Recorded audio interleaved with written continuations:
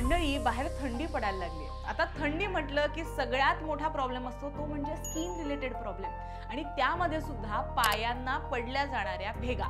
यामुळे जो त्रास होतो, यामुळे ज्या वेदना होतात त्या खूप क्लेशदायक आणि त्रासदायक असतात, मला माहिती आहे। म्हणूनच याचं सोल्युशन आजच्या व्हिडिओमध्ये आपण पाहणार आहोत। व्हिडिओ शेवटपर्यंत पहा। मुळात पायांना भेगा पडण्याची काही महत्त्वाची कारणं आहेत, ती सुद्धा आपण जाणून घेऊया। कारण बरीच कारणं आपल्याला माहिती असतात, पण काही कारणं ही नकळत घडत असतात पण आपल्याला माहिती नसतात। त्यातलं पहिलं कारण आहे अर्थातच त्वचा कोरडी होणं। आता थंडी म्हटलं की बाहेरचं वातावरण कोरडं आहे, थंड आहे आणि त्यामुळे साहजिकच आपलं शरीरातलं नैसर्गिक तेल जे आहे ते कमी होतं आणि त्वचा ही जास्त कोरडी पडायला लागते। नंबर 2 ती म्हणजे पाण्याची कमतरता, अर्थातच डिहायड्रेशन। थंडीमध्ये लोक कमी पाणी पितात आणि त्यामुळे शरीरातल्या पाण्याची जी लेवल आहे, पाण्याची जी कमतरता आहे ती शरीराला जाणवायला लागते आणि त्यामुळे अर्थातच त्वचा आतून कोरडी होते। त्यामुळे भरपूर पाणी प्या। तिसरं म्हणजे उघड्या चपला घालणं, अर्थातच ओपन फुटवेअर। उघड्या चपला किंवा सॅन्डल्स किंवा स्लीपर्स जेव्हा अशा वेळेस आपण घालतो तेव्हा जी पायाची तळव्याची त्वचा आहे किंवा टाचांची त्वचा आहे ती कोरड्या हवेच्या संपर्कात येते, थंड हवेच्या संपर्कात येते आणि त्वचा जी आहे ती कोरडी होते। त्यानंतरचा पॉइंट म्हणजे गरम पाण्याचा वापर।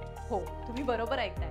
थंडीमध्ये अति गरम पाण्याने जर तुम्ही आंघोळ करत असाल तर वेळीच थांबवा, कारण त्यामुळे शरीरातलं नैसर्गिक तेल जे आहे ते निघून जातं आणि त्वचा ही कोरडी पडते। पायांच्या बाबतीत सुद्धा हे ॲप्लिकेबल आहे। Last but not the list, सगळ्या हाऊसवाईफसाठी हा महत्त्वाचा संदेश आहे, महत्त्वाचा मेसेज आहे, तो म्हणजे अति उभं राहणं। हो, यामुळे तुमच्या टाचांवर पायांवरती प्रेशर निर्माण होतं आणि त्यामुळे सुद्धा तुमची त्वचा जी आहे ती फाटायला लागते। ही सगळी कारणं तर आपल्याला कदाचित काही कारणं माहिती असतील, काही कारणं माहीत नसतील।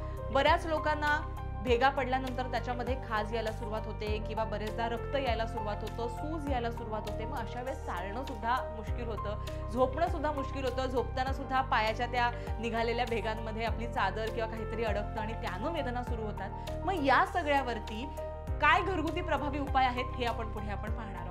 नंबर 1 ते म्हणजे पेट्रोलियम जेली किंवा अगदी आपलं घरात मिळणारं कोकोनट ऑइल, खोबरेल तेल। तुम्ही काय करा, जिथे तुम्हाला तुमची त्वचा कोरडी पडलेली आहे किंवा फाटलेली आहे, टाचांचा भाग विशेषतः, रात्री झोपण्यापूर्वी आपले पाय हे कोमट पाण्याने तुम्हाला छान धुवायचे, छान पुसून घ्या, स्वच्छ करा आणि त्या भेगांवर भरपूर पेट्रोलियम जेली, वॅसलीन आपलं तुम्ही लावू शकता आणि किंवा तुम्हाला जर वॅसलीन नको तर खोबरेल तेल लावा।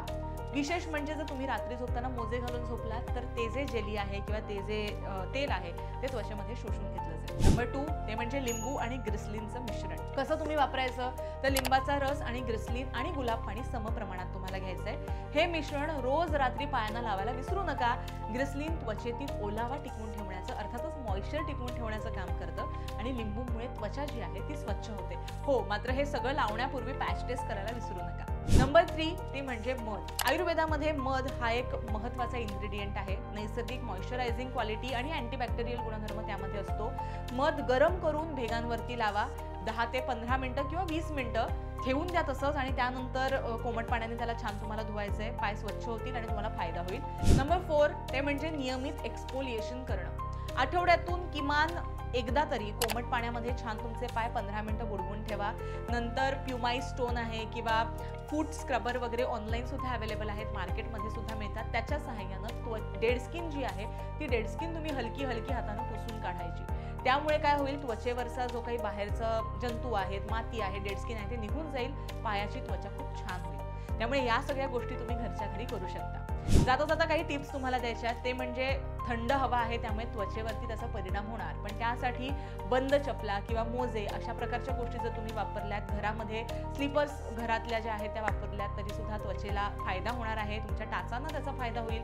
मॉइश्चरायझरचा भरपूर वापर करा। शरीराला आपण छान मॉइश्चराइज करतो, हातांना करतो तर पायांना सुद्धा करा।